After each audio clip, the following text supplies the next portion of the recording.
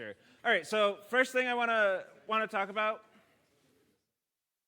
this section specifically, man, they don't want to get going. All right, so the first thing I want to talk about is the team formation deadline. That's this Friday at midnight or 11:59 p.m. This Friday, team formation is due. Make sure you get that in. If you go to the project portion of the syllabus, here's the team formation form.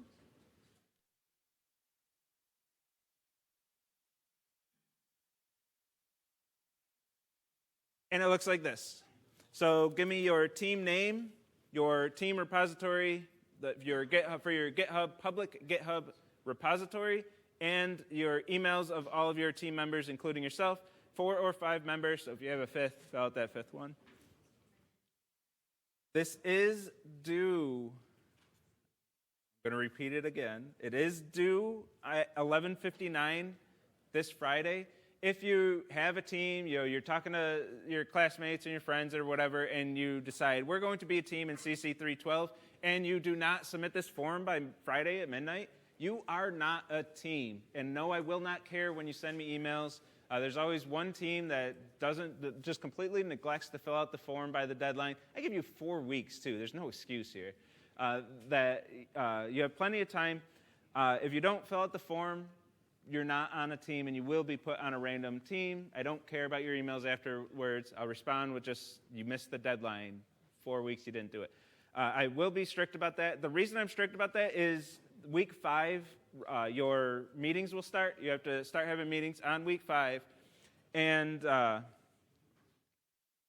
means that the random teams, so a few things. If you don't want a team, if you haven't formed a team, you haven't been able to create one, or you just don't want to create one, just don't fill out the form. Don't do anything for this deadline, and I'll put you on a random team.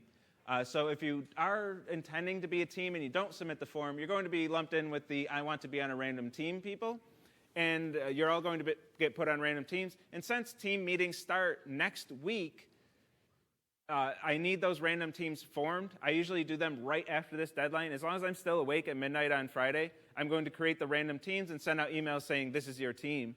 And because you need to start talking to each other and getting that meeting scheduled, so I want to make sure those random teams are able to get started early. So if you're that team who's like, oh, why we forgot to fill out the form, I'm not going to rearrange the teams after those emails go out because they need to get started on their logistics, and I'm not going to hold that up and email them again, say, oh, sorry, these 2 team members actually were on a team. Let me pull them away from your team. You have these 2.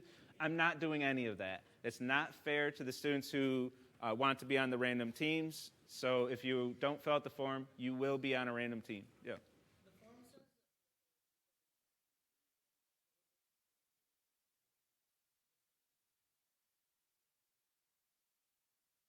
On this form, it says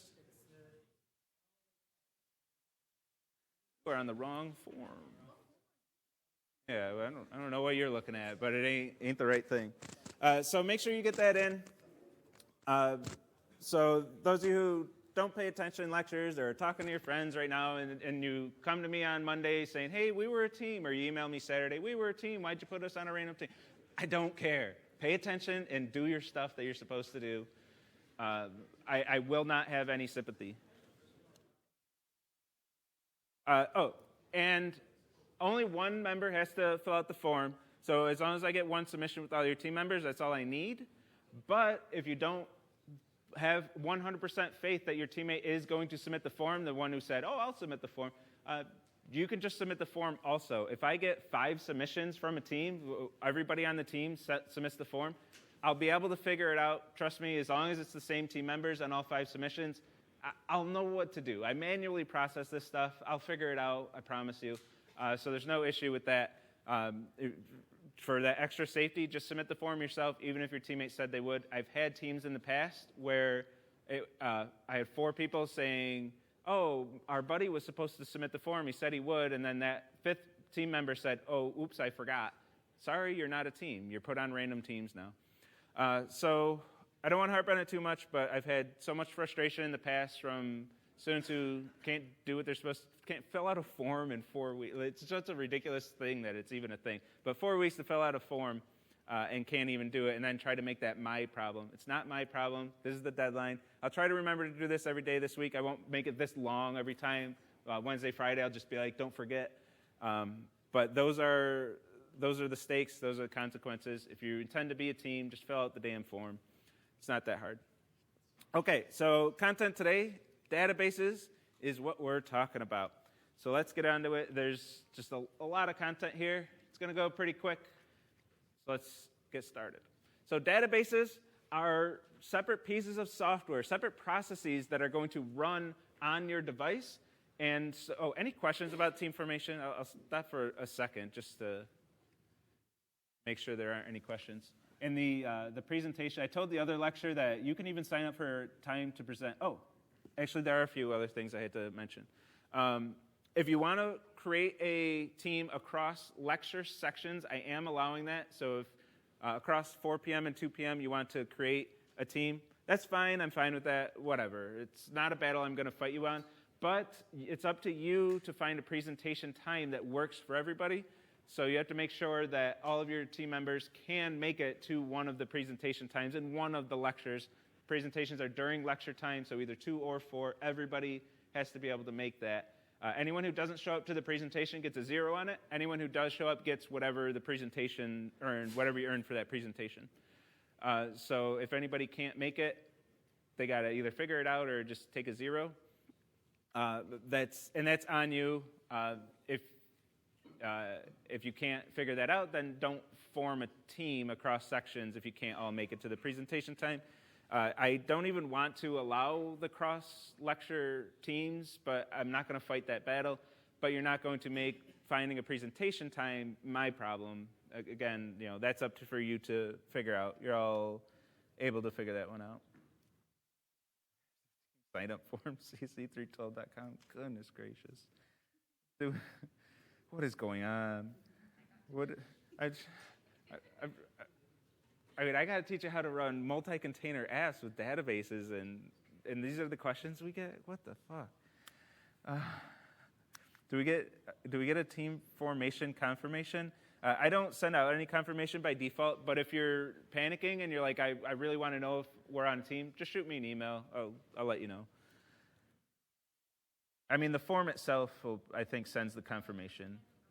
But there's no confirmation that I got it and processed it the right way necessarily. So if you're panicking, if you're freaking out over it, just send me an email. I'll double check for you. Yeah, you won't get an email when your teammate submits the form by default. Again, if you're worried about it, just shoot me an email.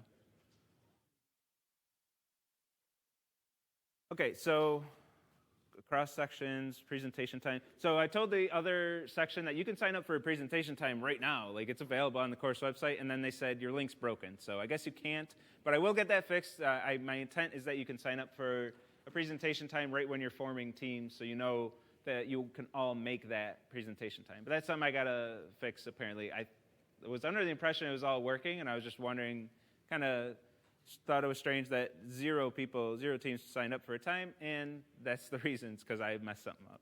So I'll fix the link. Should be my Calendly link for 312 presentations, but I don't know. I stopped paying Calendly. Maybe that's why it broke. I'm going back to free version. What?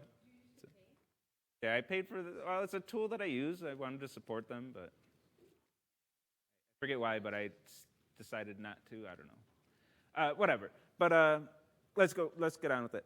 Databases are separate processes that run on your machine, or in practice, usually on a different device, on a different machine, that's connected to through networking protocols, specifically TCP. So we're going to create a TCP connection to our database, and then send bytes over TCP and receive bytes over TCP. Same way your web server works, except instead of speaking HTTP, the database server is going to speak whatever database queries, whatever query language it uses for its queries. And for these things, we're not going to speak to it at the TCP level. We will use libraries to connect to our databases. So we'll use the library methods instead of worrying about low-level database interactions. That's not for this course. We have databases courses where you can learn the lower-level database stuff. We're just going to use libraries to do our connections. in the requirements.txt in the starter code, there's MongoDB as one of the requirements. So make sure you install that locally for local testing. Make sure you're installing requirements.txt in your Docker file. Make sure that library is installed so you don't have any issues with that. And then what the database is actually going to do, if you haven't used databases yet, which is strange to me that this is the way the curriculum's structured, that a lot of students don't play with databases until 3.12. There are many pass through the curriculum where this is your first time really seeing databases. Since you probably all saw them in 1.15, but so briefly it comes and goes, and you don't really know what happened. Plus, that was so long ago. So I do want to give a little bit of background on what databases actually do. Is they're going to do the low-level file I/O for us. So we tell a database, hey, store some data, store this data for me. Then the database is going to go to disk and save that as a file in some format that we don't care about. We're just going to use the database and let the database handle that. And then when we want to retrieve data, we're going to say, hey, database, give me some data that matches this criteria. And it's going to pull that from disk, load it into RAM, and then send it to us over that TCP socket. So it's a way for us to do file I/O without actually having to do file I/O. Because if we have a lot of data with a lot of structure and everything, and we're trying to store it in a whole bunch of CSV files, it's not going to work too well for us. Like, it'll work fine, but we'll be recreating what databases already do for us. Let's just pull in a database and let the database do all our work for us. I did not receive an email conversation anyhow. Should I resubmit it? I mean, there's no harm in resubmitting. I'll just see multiple submissions.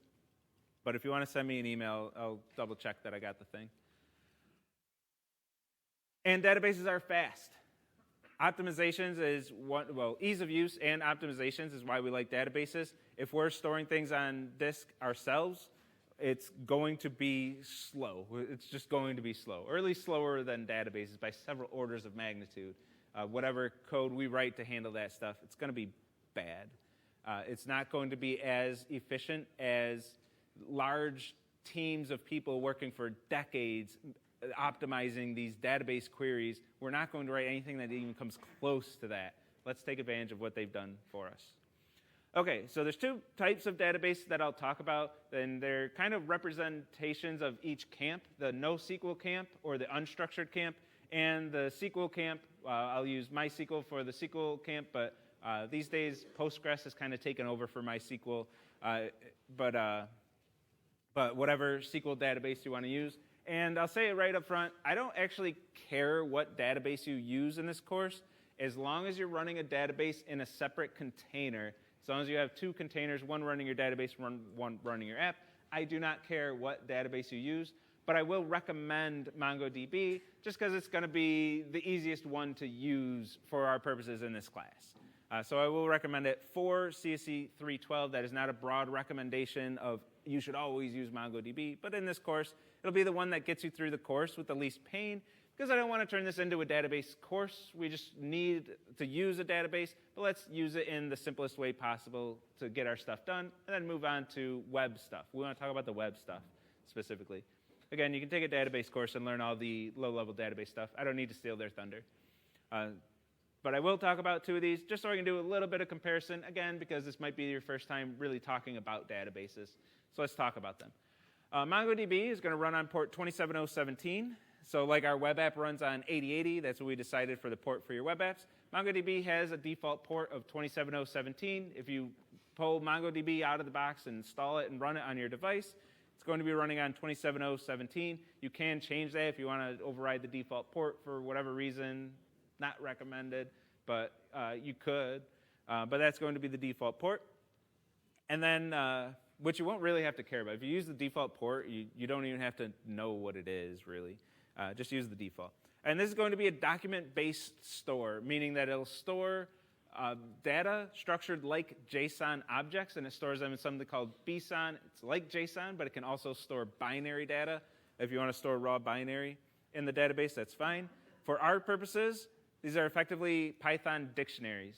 If you give MongoDB a Python dictionary and say, hey, store this on disk for me, it's going to know exactly what to do with that. And it's just going to store your Python dictionary on disk as a MongoDB document.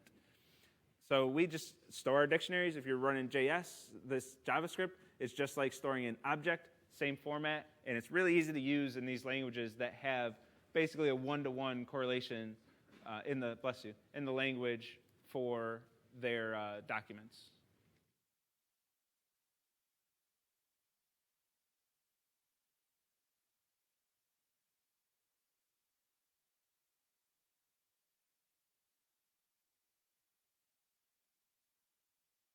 This is what the connection looks like. Whenever you connect to a database, it uses networking concepts. It's using TCP, IP.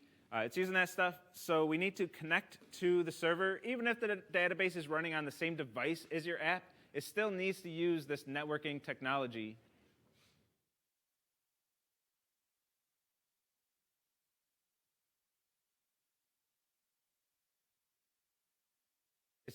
It's still got to use, no, it's you guys. You who are talking. It still needs to use the networking technology, so we need to connect to a specific host and port. If you're using the default port, you don't have to specify the port, but we do have to specify the host. So if it's running on the same device as your app, you would connect to localhost. That's going to be this device. That's going to make a connection to the database server. That's connecting to the software that's running your database, the database code, the database software. And there's 3 levels to this. We're connecting to the server. Then from that server, we're connecting to a specific database. The server can have multiple databases. And then when we connect to a database, we have to connect to a specific collection of that database. Each database can have multiple collections, which if you have done any SQL before, this is like your SQL tables, MongoDB collections. It's at the same level. So we have server, database, collection. In SQL, we'll have server, database, table. That's how our data is organized, and it's the collections that we're actually going to interact with. We're going to insert and retrieve data from a collection, but the collection is in a database, which is in a server. MongoDB, when we connect to this database or when we connect to this collection, the server has to make a decision. If that database doesn't exist when you try to retrieve a database, connect to a specific database, it has to decide what to do. What MongoDB does is if it doesn't exist, it just creates it for you. If it already exists, it'll connect to the existing one. So you don't really have to think about this. If you're connecting to a database for the first time or the 100th time, it's the same code. You just grab that as though it were a key in a dictionary, effectively. Just grab that database, and it'll be created if it doesn't exist. Same for a collection. If this chat collection is not part of the CSE 312 database, it'll be created for you when you first access it. I say that mostly for comparison to SQL, which will not do that. We have to do a little bit extra for SQL, and for good reason. Yeah, LO3, this is LO3 on Homework 1 we're talking about here, which actually wraps up most of Homework 1. On Wednesday, we have a security concern we have to talk about, but this is the last learning objective content that you need to cover, and then Wednesday, make sure you don't have that security vulnerability. And then we'll be good for the 3 learning objectives. And then both AOs are Friday's content. Friday's content will cover both of those, which some of it you could probably do right now without Friday's content. Okay. So when we want to insert data into a MongoDB database, we go to the collection, and insert one is going to be our method in the PyMongo library. We're going to use the insert one method to insert a document into a collection. There's a bunch of words there that we just learned, but they should all make sense. That we're going to insert this document, and again, I'm just going to give it a Python dictionary. That's a Python dictionary I'm storing to disk. The library is going to connect to the server, send TCP, send these bytes, tell it to store this thing. It's going to be stored on disk at the database level. Everything's going to be taken care of. We just throw it a Python dictionary, done. That's what we do. Pretty easy to work with when you have Python or JavaScript connecting with MongoDB. Which is why we like it, specifically in the confines of 312. It has other uses also, but definitely for this course, it's going to be the easiest thing for us. For security, again, this is the contrast with MySQL or any SQL database. There's no real injection attack concern with MongoDB. It's something we just won't have to worry about. because this document is given as a Python object. It is not being interpreted as MongoDB statements. It's not a MongoDB statement. I mean, it kind of is, but it's just treated as a Python dictionary, as key value pairs. So even if we put values like user-supplied value right here, it's just going to be treated as the value at the key message. It's not going to be treated as anything special to do with MySQL or to do with MongoDB, as opposed to MySQL or any SQL-based database where it will be interpreted as a SQL statement. We'll talk about that when we get to MySQL. So these aren't treated as value, or they are treated as values, not as MongoDB commands. So no injection attacks. Security for MongoDB, don't worry about it. It's done. It handles it for you. And I forgot to talk about on the connection string. Let me go back to it. And on this connection string, or the connection, when we're making the connection, not connection string, but when we're making the connection, we're just saying localhost, connect to localhost. Notice we don't need any username or password. There's no authentication here. By default, MongoDB doesn't require any authentication, and it also doesn't allow any outside connections. We do have to be careful about this when we're using Docker Compose. I'll talk about that at some point. I'll have to find a lecture where that fits in, but I'll talk about that at some point. Not today. But there's no outside connections by default and no username or password by default. MySQL is going to make you set up a username and password when you want to connect to it. MongoDB, we don't. We can, but we don't have to. So we don't have a security concern with that either, as long as we're protecting our database from outside connections, which is the default. So we just have to not mess that up, is really what we have to do. And then, so we really don't have security concerns, at least in the confines of this class. Again, there are security concerns, but nothing specific that we have to worry about. And then when we want to get data from a collection, we're going to use the find method and give it a query as a Python dictionary. So we're going to give it a query like this, or in general, a JSON object. And this is going to give me all of the documents in this collection that have a username of Hartloff. And if we want to search on multiple queries, we can give this more key value pairs. Maybe I want everything with username Hartloff and a message that contains the word hello. Oh, that's a terrible example. With timestamp greater than some, yesterday, 24 hours ago, something like that. It'll effectively be an AND operation. So all of the key value pairs have to match in order for that document to be returned by find. And if we want absolutely everything, we're going to use just an empty dictionary. Just an empty query. This means give me every record, every document from this collection. This is like if you've used SQL, this is like your select star in SQL. Speaking of SQL, MySQL is very similar in that it's a database server. Our default port for MySQL is going to be 3306. And this is going to be, again, software. Did I mention that with MongoDB? This is software that you download, install, and run on your device, and then your server is running, and then you connect to it through TCP. Or what we're going to see in a handful of slides here is running it in a Docker container using Docker Compose to run 2 containers. That's going to be our use case. I do also recommend installing and running your database locally, because it just makes it easier for local testing. If you have a database running and then connect to that database when you're running your code and testing it using Python, and then once you have all your features built, then convert everything to Docker Compose and then make sure it still works in Docker, and then you can submit the homework. But if you're waiting for Docker to spin up every single time you change a line of code, you're going to be spending a lot of time just waiting on Docker throughout the semester. So I do recommend setting up your local testing as well, but it is not technically required. I'm behind on chat. Confirmation, L3. Yeah, MongoDB Compass. I still have it in my tray. This guy right here, MongoDB Compass, is a good way to view your data. Especially running locally, set up your local testing, and then connect using MongoDB Compass. It's not even open. I shouldn't have clicked it. It's going to take forever. You give it your connection string. Connect to the database. We'll see what dumb stuff I have. Oh, I don't even have a database running.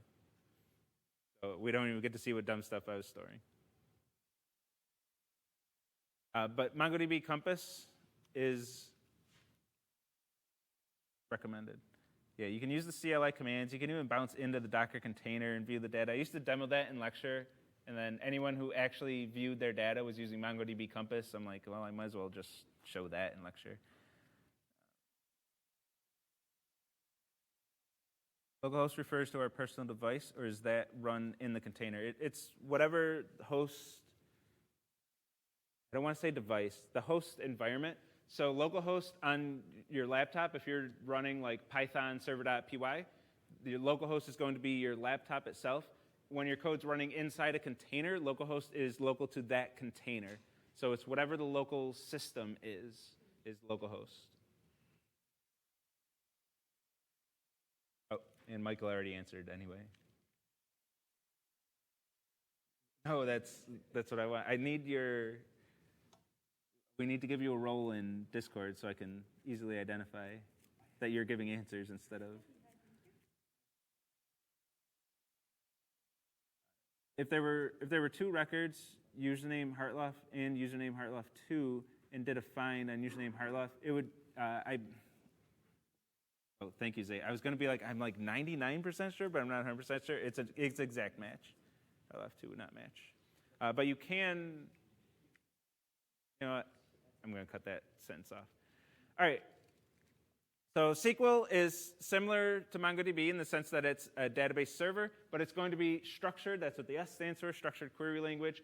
And it's going to store your data in tabular format, meaning it's going to be effectively like CSV files or like spreadsheets. It's going to have structure. Each column has to have a name, and then each record is a row in that table.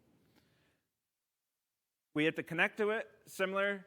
This is actually Scala code for what it's worth, but any way you connect to a MySQL database in any language, you're going to have to do something similar. You give it the URL. The database, it's going to be bouncing in my tray. Shut up. Wanted to update, it looks like. That you're going to give it the host, at least the host, and the database name you're connecting to. So when I when I installed MySQL, I named my database MySQL. I think that's just the default. But this path is your database name that you're connecting to. So we got host for the server and specifying the database name all in the connection string, in the connection URL. And some libraries will form the URL itself for you, but you do have to provide at least the database name and host or use the defaults. And then the bigger difference is that you have to specify your username and password. You can't just connect to MySQL. You have to specify a username and password. It doesn't have any open access by default like MongoDB and then closes out outside connections. You have to set up your password. So when you install MySQL for the first time, it's going to ask you to set your root password. And then you can also set up a username and password. You can set up a separate account that's not root. If you don't want to use the root account, you can do that too. But you have to specify your username and password. I'm just using root with some password.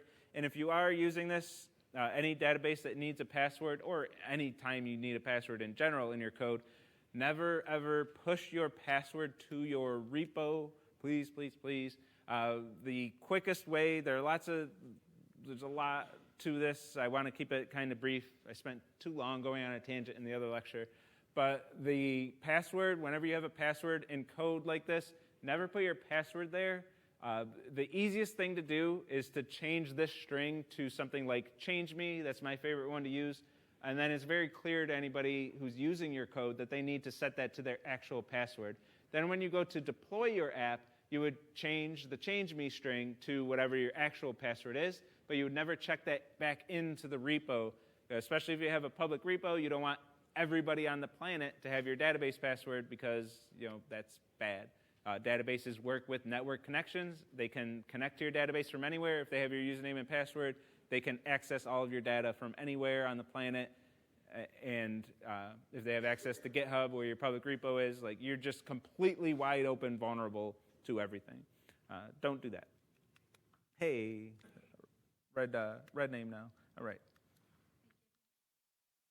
And I have to remember that I read Zayd's. The blue names I still have to read in this class. I remember in this time. Even though you did answer a question here. Yeah, I'm not skipping you anymore. I missed it last time. So never check your passwords into a database.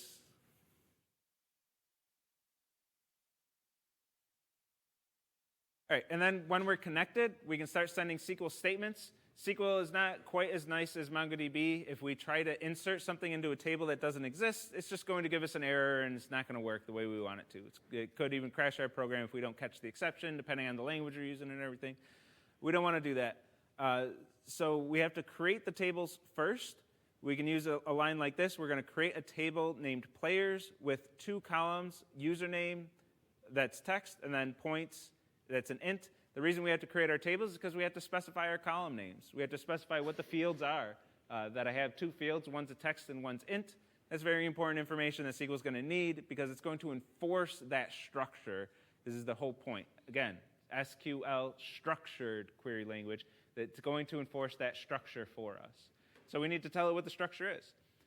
One kind of pet peeve of mine, maybe this isn't a problem in Postgres, I don't even know, but when we create the table, if the table already exists, creating a table that already exists is also going to crash. It's going to give you an error and everything. So you have to use create table if not exists. So the first time this runs, it's going to create the table. The second time it runs, it won't do anything.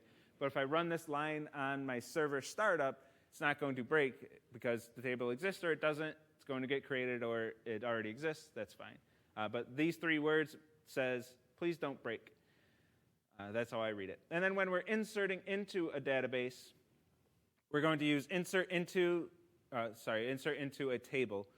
Insert into table, where table is the equivalent of collection. It's at the same level.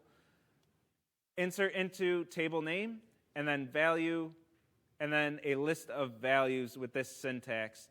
And if you don't see question marks in your statements, you're either wrong or you're using a library that I've never seen before that uses a little bit different syntax. But these question marks are good things. Generally means you're doing SQL the right way. This is called a prepared statement. So we're going to create the statement that we want to execute on the database. We're going to, and then put question marks as placeholders for the actual data of the statement. What's actually going to be inserted into this table, and then specify that data later. For each language, it'll be slightly different. This is Scala, so it's strongly typed. I have to specify the types and have different methods for every single type. For something like Python, this is a bit simpler syntax. But in any case, you're going to put placeholders and then replace those placeholders with the actual data. The concern here is that this data we're inserting into a table is often going to be supplied by our users, and our users should never, ever, ever, ever, ever be trusted. We can't trust our users because we have this statement that we expect somebody to put their username and their number of points into this table, and then somebody, as their username, enters something like this. And they start writing actual SQL statements as the value. You're expecting it to be a username with some sensible username logic, and they inject SQL statements into your code. And now your SQL statement, if you had, instead of a prepared statement, you were just, instead of the question marks, you were just splicing with string concatenation whatever the user gave you into this query, well, now your query contains user-supplied SQL statements. And since the SQL statement is one string, it's just a string that you're sending to the database server, and then it's up to the server to parse that, the server's not going to know what is part of your statement and what was spliced in from the user-supplied information. It can't tell the difference. It's just one single string.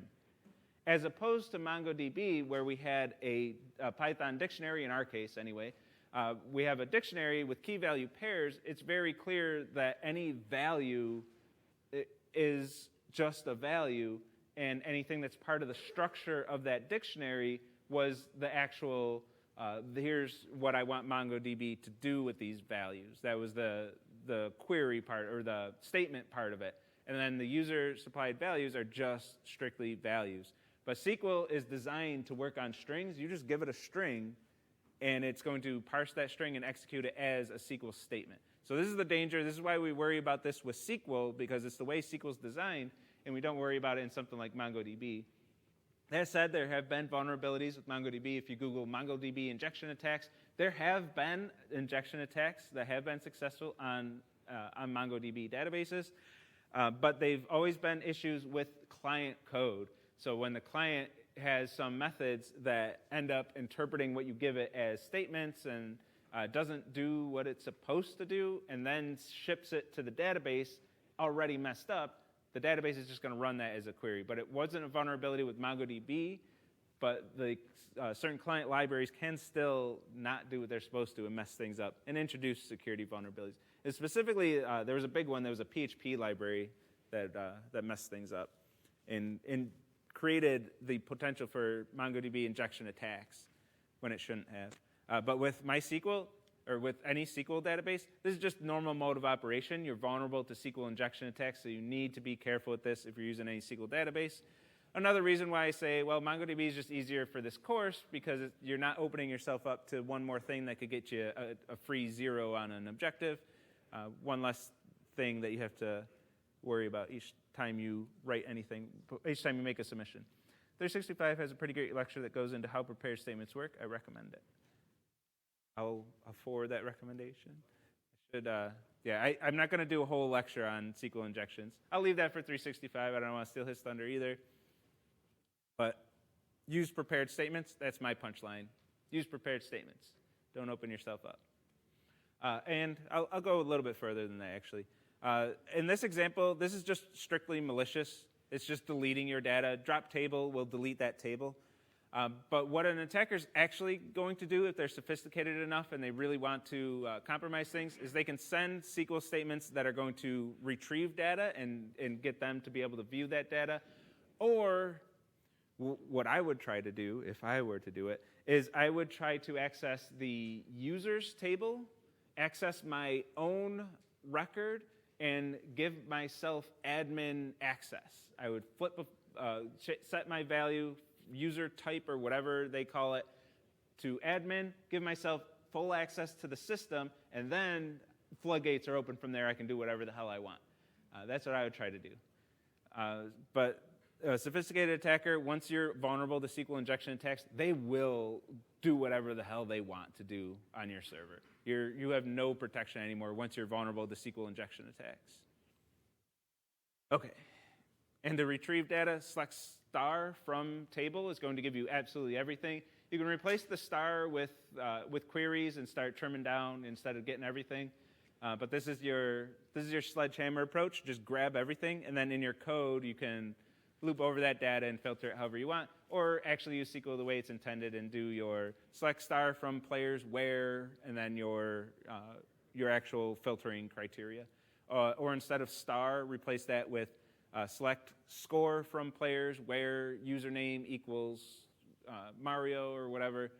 You can, it's a whole course. It's a whole world of writing SQL statements that I'm not going to get into. That's it. All right, so a comparison between the two, just a quick overview. MongoDB, unstructured data. You just throw data in there and pull data out of your collections. And that data can be mixed formats. Like if you want to throw two different objects into a MongoDB collection that have completely different structure, if one of them's just one key value pair, username and then a value, and the other one's this whole complex record with multiple fields, some of them mapping to lists and different types of objects, you want to throw those two things in the same collection? MongoDB's like, hey, I got you. That's cool. And then it's up to you as a developer to enforce any structure with those collections. So you have to be consistent in your code because the database ain't going to help you out. SQL, the S for structured, again, for the third time, is going to enforce lots of structure. You have to predefine your tables with the columns that you want, and then it's going to enforce anything that you insert to follow that structure. And it's fast is the big thing. SQL is fast, and it's going to enforce your types, so it's more, I don't want to say safe, it's more, reliable. It's harder to break things. It's harder to have bad data in a SQL database, and it's faster. So my hot take on this is MongoDB is great when you're prototyping things, when you're developing something, and the structure of your data is constantly changing as you're figuring out what the requirements are, what you want your app to do, and everything. MongoDB is great for that environment. And then once things start settling down, once your app is starting to mature and the structure is getting clearly defined and isn't changing every other day, then SQL is going to be your best friend. SQL, take advantage of the efficiency and that speed and the type checking of SQL. Those are things that you want in a mature project. So as your project matures, you should more and more be thinking, hey, we got to use some SQL or start with SQL. The endpoint is going to be SQL. I'd be surprised if any of you work on industry software, large apps with lots of users that isn't using a structured database, some form of SQL. If they're using NoSQL databases like MongoDB, they probably have a small user base, and that's fine. But big apps better be using structure. So that's my hot take on it. Might be controversial, I don't know. It is controversial depending on who you ask, I guess. They're wrong, though.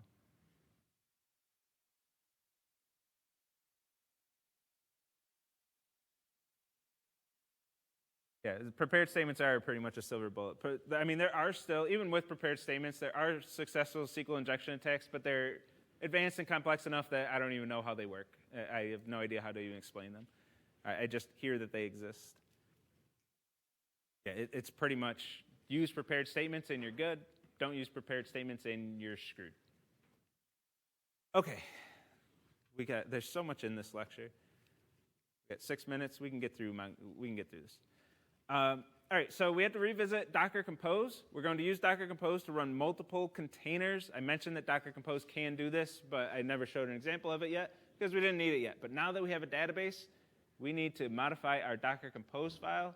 And if you pretty much copy this one again, make the necessary changes, know what you're doing, and all that good stuff that I said before. But this is pretty much what you need for your homework.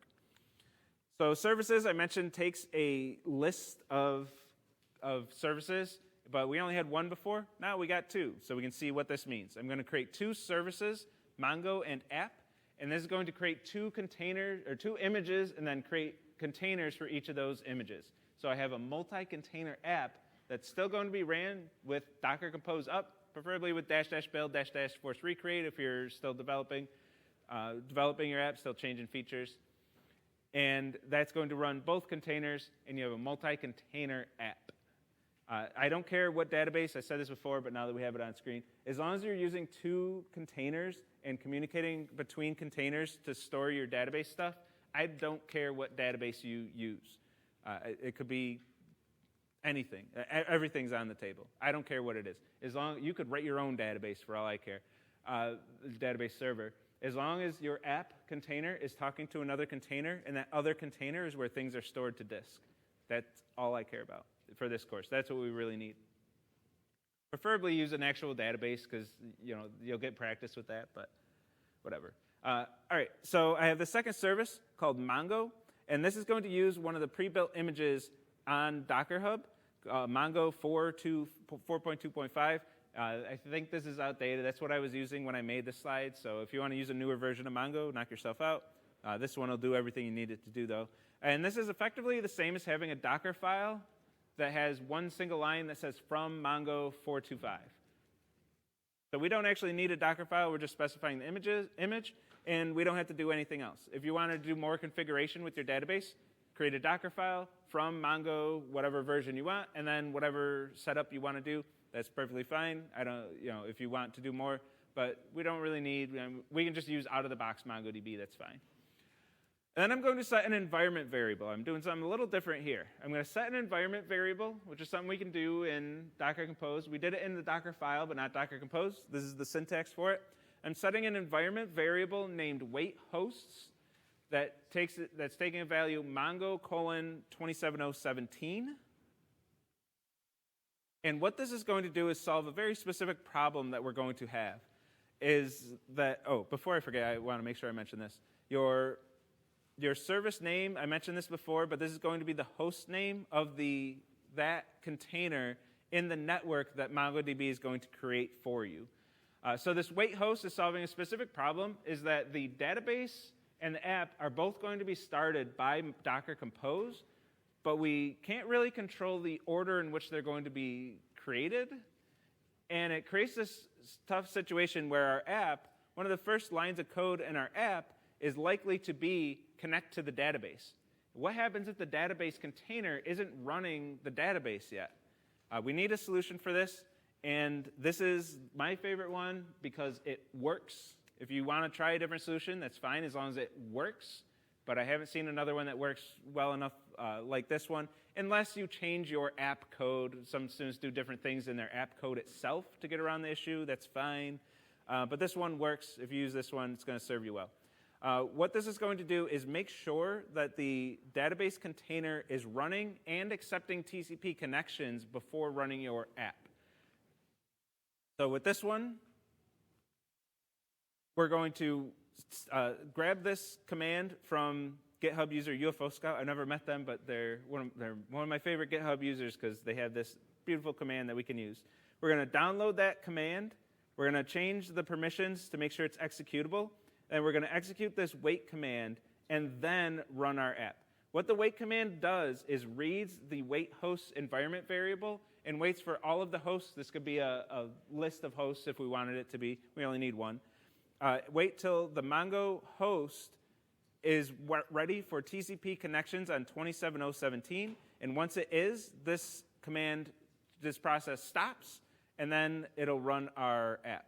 So this effectively makes sure our app doesn't run until the database is ready for TCP connections. So you need this or an alternate solution, but I recommend this one.